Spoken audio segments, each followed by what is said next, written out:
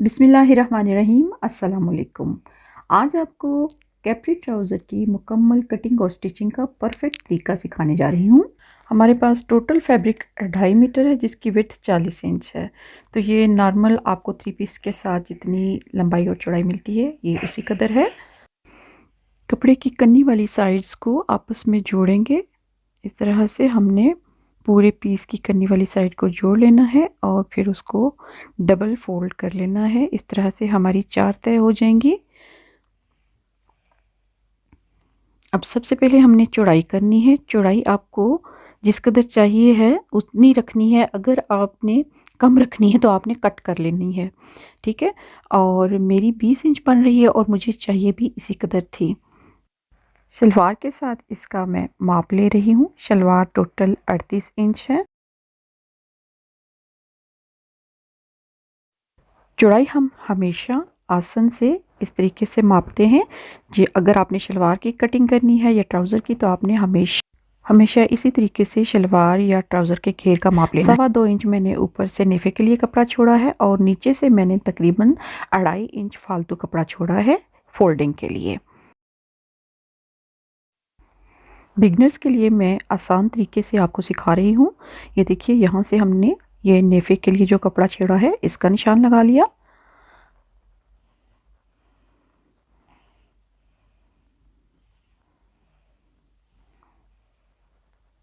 नेफे वाली साइड से ट्राउज़र का घेर मैं शलवार से थोड़ा सा कम रखूँगी क्योंकि मैंने इसमें रबड़ डालनी है। 17 इंच पर निशान लगाऊंगी।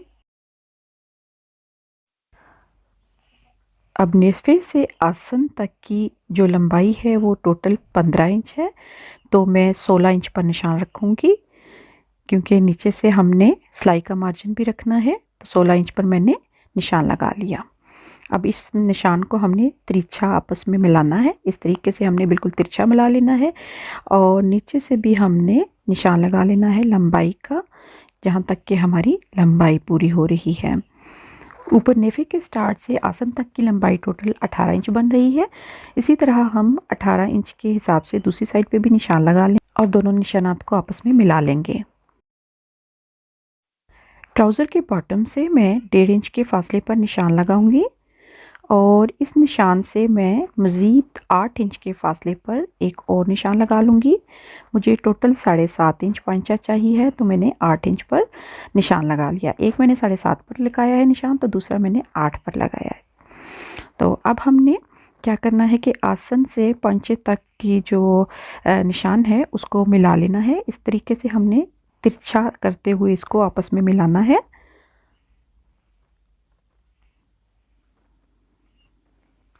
इसी तरह से हमने ऊपर से जो 18 इंच के फासले पर निशान लगाया था उसको भी हमने थोड़ा सा तिरछा करते हुए जो 1.5 इंच के फासले पर निशान लगाया था उसके साथ हमने मिला देना है इस तरीके से।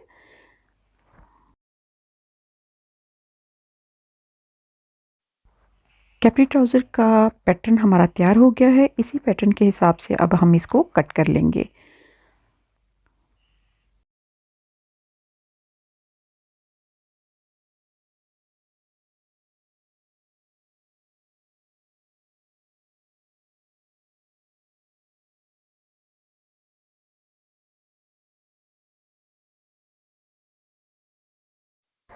ट्राउज़र हमारा कट हो चुका है। अब हमने नीचे बॉटम पर जो कट है उसका निशान लगाना है। जैसा कि आपको थंबनेल पर नज़र आ रहा है, हमने कट लगाया हुआ है। तो नीचे से मैंने फोल्डिंग के लिए कपड़ा ट्राउज़र के अंदर ही रखा हुआ है, अलग से कपड़ा नहीं लगाना है। तो हमने जो निशान लगाया है इसकी लंबाई का, वहाँ से हमने ऊपर 2 इंच के फासले पर चारों पीसीस पर निशान लगा लिया है, ठीक है। अब 2 पलड़े हमने इसमें से लेने हैं और जो निशान अभी अभी हमने लगाया है उस निशान से लेकर ऊपर तक हमने इसको स्टिच कर लेना है।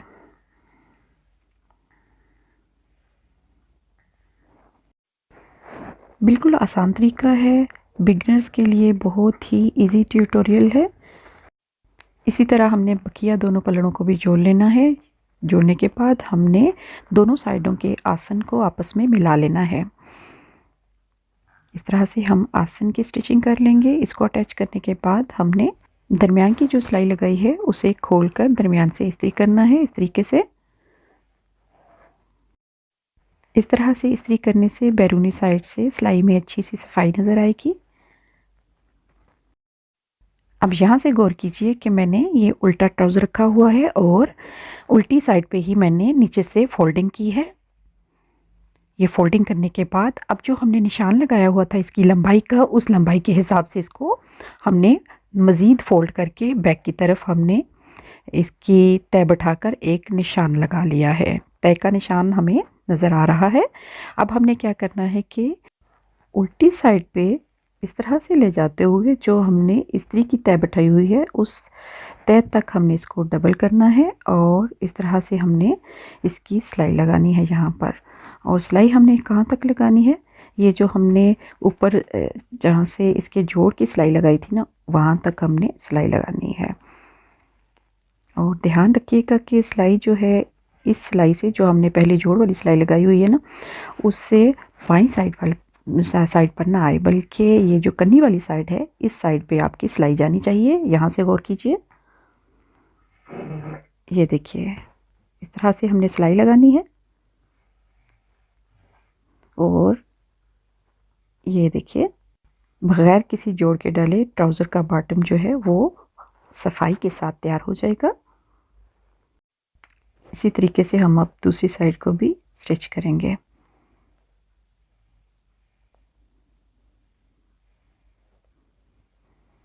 ये देखिए इसको हमने इस तरीके से खोल लेना है। खोल के हमने देखा जो तय लगी हुई है पहले से इस तरीके के साथ वहाँ तक हमने इसको ये बैक की तरफ फोल्ड किया और जो ये जो तय का निशान है इस तय के साथ हमने मिलाना है इसको।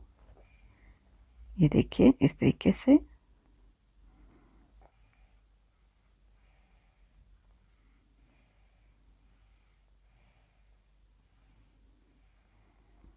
और यहाँ से हमने सिलाई लगा लेनी है।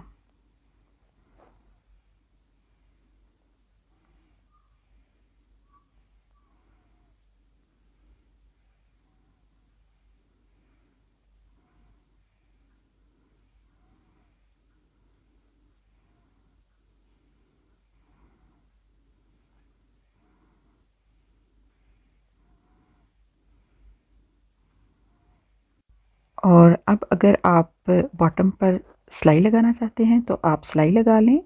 और मैं चूँकि तरपाई करूँगी तो मैं यहाँ पर सिलाई का टांका बड़ा रखकर रफ स्टिच कर लूँगी और बाद में यहाँ पर तरपाई करके उसको उधेड़ दूँगी।